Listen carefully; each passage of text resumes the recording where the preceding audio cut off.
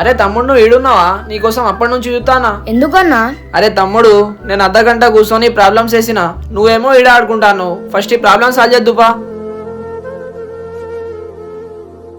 3 4 అయిపోయిందన్నా, ఇక చూడు. అరే తమ్ముడు, ఇడు ప్రాబ్లమ్స్ అన్ని సాల్వ్ చేసిండా? చేసిండన్నా. అన్న ఇవి ఒక 4 డయాగ్రామ్స్ ఉన్నాయి, ప్రింట్ చేపియాలి. సరేరా, ఒక 2 నిమిషాలు మీరు ఇక్కడనే ఉండండి, నేను ఇప్పుడే వస్తా. ఇగో తమ్ముడు, మీ ఇద్దరికి యూజ్ అయ్యే ఈ 2 గ్యాజెట్స్ తీసుకొచ్చిన.